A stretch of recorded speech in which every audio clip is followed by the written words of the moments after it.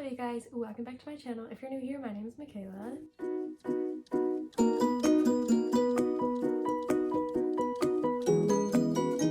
I'm so excited to get into the March wrap-up and the April TBR because there's so many good books in April that are going to be here. Let's see. We have Abby Jimenez's book, Say You'll Remember Me. We have Lauren Roberts' book, Fearless, the third one in her series. We have A Great Big Beautiful Life by Emily Henry. And then I know there might be a couple more that I'm missing, maybe.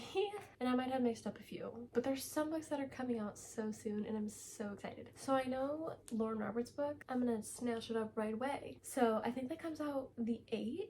I'm so excited to go and get it. And then I think Say You'll Remember Me comes out either the day before or the 1st. I've seen both and I'm not 100% sure which date it actually is. But anyways, without further ado, we're gonna get into the March wrap up and show you all the books that I read this month. And we're gonna have to change this wallpaper to April soon. So I was in kind of a slump this month. Read only 4 and I previously have talked about 3 of these. So we're gonna start backwards. We're gonna work our way from the book I just finished. I'm currently reading Spark of the Everflame. I'm 30% through that. It's going well. And then Sunrise on the Reaping. So this one released on March 18th and I immediately picked it up. I would have gotten a physical copy, but all of my other books are paperback and this only released in hardcover. So we're gonna have to wait for the paperback to come out to get it, to get the book trophy. This one was Hamich's story, so he's in the 10th games and it gives all the lore and like kind of more backstory to Snow and the Covey and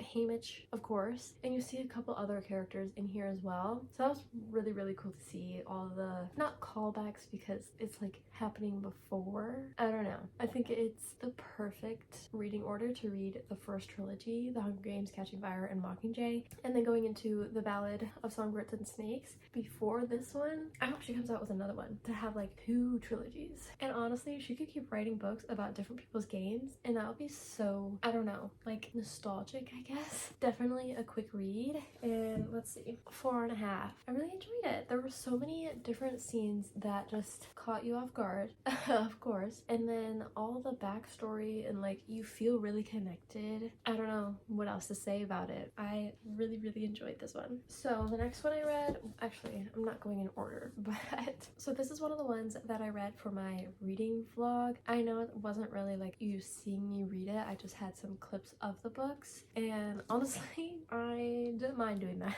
because sometimes it's awkward to like film myself reading and like, I don't know. I feel like I don't normally have these reactions, but when I'm filming, obviously I want to translate what's happening in my head visibly. So just showing different clips and stuff like that, it wasn't like reading vlog, but whatever. Anyways, this one was really great. I rated this one a 4.5.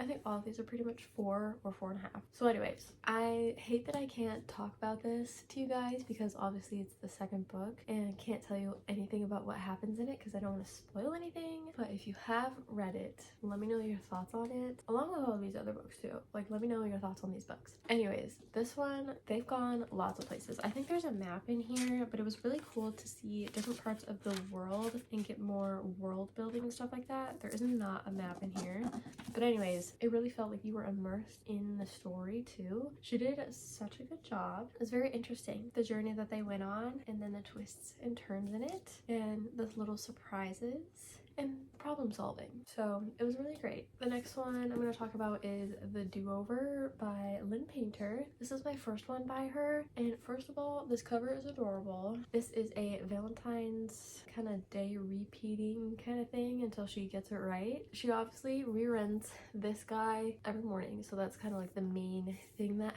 is going on this cover. And he gives her this jacket. I thought that was cute. You find out the significance of that, and she just has to deal with home life stuff, family stuff, relationship stuff, kind of like friendship stuff, and it's very hard, especially since she's having to relive this day over and over and over and isn't sure how to fix it. Because I think one of the things, yeah, okay, in addition to Josh's recurring infidelity, Emily can't get away from enigmatic Nick, whom she keeps running into, sometimes literally in unfortunate ways. She sees her boyfriend doing something that he shouldn't with another girl, and Nick, this guy, is unfortunately always being rear-ended by her. So you kind of see how she navigates and tries to problem solve the stuff that's going on and just get through it. So it was a very quick read. I think under 300 pages. Yeah, under 300 pages. Read this, I want to say, in like 6 hours. It was a very quick read. I'd probably do like a 4.5.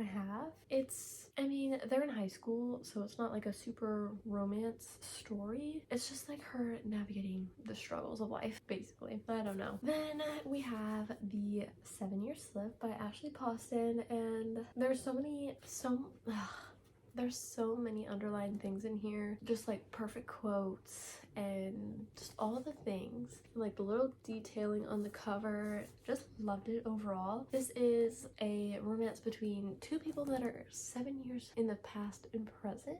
So how that works is she inherits a apartment from her aunt who was passed maybe 6 months ago by the time she moves in, I think. Anyways, her aunt had always told her that the apartment was magic, and obviously Clementine was like, I don't really believe you, but sure, go ahead. Believe what you want. I won't stop you. Kind of thing. So anyways, one of the rules that her aunt had was not to fall in love in the apartment because she had an experience and that didn't turn out how she wanted it to. So anyways, Clementine goes back to her apartment one evening and she gets woken up by this strange man, and she's like, how did you get in here? Like, what the heck? And the guy's like, your aunt is letting me stay here. And so then she's looking around and she sees like on the calendar and whatever, I think maybe a newspaper that dates back 7 years. So then she's like, oh, okay. I'm gonna go. So the apartment doesn't always bring her back 7 years to him. It will sometimes, for a long time, just be her normal apartment, boxes everywhere, unpacked and everything. And then when it decides, she's back and he's there. So anyways, the nickname he gives her, very cute. How the timeline goes, I love how everything interconnected. Just a matter of timing. On the back it says, love is never a matter of time, but a matter of timing. And I thought that was very, very, very, very cute. Definitely enjoyed this one. I think this one is under 400 pages. It is 326. So a little over 300 pages, and I read it just a little bit longer than the do-over. So this one and the do-over, such easy reads. I very much enjoyed these. When did I rate this? I think I'm like a 4.5. It should probably be like a 4.75 or 5, honestly, because I underlined so many different things. What is this? And then page 305, if you know, you know. There's just so many different quotes and little things that are said that I just loved. And then I was writing in here like my little guesses, and I'd be right. One of the quotes is, life doesn't always go as planned. The trick is to make the most of it when it doesn't. It definitely doesn't go as planned. One of the quotes that her aunt would tell her is, dancing in the rain made you live longer. Enjoy the rain, you never know when it will be your last. So her and Clementine would travel a lot. I think they had like an annual trip planned in August or something, and they would go different places, and one of the places they were at, it started raining, and then her aunt was like, let's go dance. She got sick, but just that quote of like, enjoy all the little moments in your life as much as you can, because you never know when it's your last. And just the little things that the two people say to each other. Oh, and then the twist with her aunt too. Like, I was floored when I found out about that. Another quote is, if you want something, you have to go for it. No one else will be more on your side. Another quote is, if you want something, you have to go for it. No one else will be more on your side than you. Be merciless about your dreams. Honestly, I think this should be 5. Honestly, I really think it should. Just the little cute little things. You're like giggling and kicking your feet. Ugh. So she is a book publicist, and then he is a chef. He's trying to get his book published. The kicker here is she is one of many publishers that want him to sign with them. So he has her and all the other people that want him take these cooking classes and like get to know you events kind of thing. So that was interesting to see. And him in his restaurant environment, and then her in her publicist environment. She is number 1 to take over that company. So she's like really high up in the company, knows her stuff. She handles authors' tours and all that sorts of thing. She loves travel guides and she'll paint and stuff. So it's just, honestly, I could go on and on. I really think this is a 5-star, honestly, from all of the things that I've underlined to how much I have thought about it since, and then just talking about it now, like, a 5-star from me. So that is it for the March wrap-up portion. We're gonna hop over and get to the TBR. So here is my TBR cart. I've added a little plant and some things on top. Book that I'm currently in the middle of, but I don't know when I'm gonna finish that. So I'm not sure when that'll get finished. Since it's getting into spring, I really want to go into more romances and stuff like that. I am reading Spark of the Everflame currently, and I also want to save a slot for Fearless. I know I'm going to be getting that one. I really want to get Say You'll Remember Me, but since it's like a week or the day before, I might hold off on getting that one. I don't know, just so I don't keep piling more books on my TBR. Blocking the light now with your big booty. Koopy is up here. So if you hear purring, that is him. Oh, I guess Sunny's over here too watching. Oh, that's funny. Okay, so I guess I'm gonna be petting him and doing this. I know I have picked this one up many times. It feels dusty. I have a TBR jar prompt for romance in here. So this is about a young mother fights to earn a place in her child's life, but is there room for her? So Reminders of Him by Colleen Hoover. I know people aren't the biggest fans of Colleen Hoover, but I haven't had any, I don't know, bad experiences with her book. Anyways, this can be the first one that is added. Excuse me, you hold that. Thank you. So my sister read this one and she really liked it. I just don't know, because it's like a science girly, and then also it's in the 1960s. Chemist Elizabeth Zott is not your average woman. In fact, Elizabeth Zott would be the first to point out that there's no such thing as an average woman. But it's the early 1960s, and her all-male team at Hastings Research Institute takes a very unscientific view of equality. Except for one, Calvin Evans, the lonely, brilliant Nobel Prize-nominated grudge holder, who falls in love with, of all things, her mind. True chemistry results.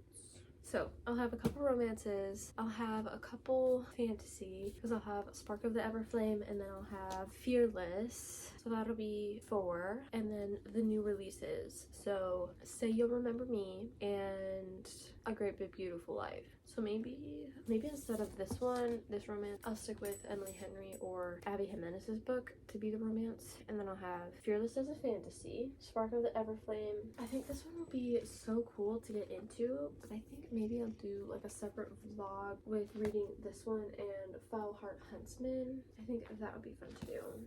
I also want to see what is on my Kindle at the moment. Oh my goodness, I totally forgot. I have Leather and Lark. I could have been reading that this whole time. I wonder how much time I have left on it, because I got it from Libby. I need to finish that one before I finish Spark of the Everflame, because Leather and Lark is a Libby hold, so I only get 21 days, and I don't know how long it's been, because I got this one, and then I think Sunrise on the Reaping released, and then I was reading that one. So I need to go back to this one. So this can be my dark romance. My normal romance, I will have Fearless, Spark of the Everflame, and A Great Big Beautiful Life, and Say You'll Remember Me. So pretty much this whole April TBR is gonna be new releases, which I love. That'll also be a video with like reading new releases, so that'll be fun. I'll read Fearless, A Great Big Beautiful Life, Say You'll Remember Me, and then maybe, actually I think A Great Big Beautiful Life would be after I wanted to upload that. So we'll see. We will see. Anyways, we need to jump over and get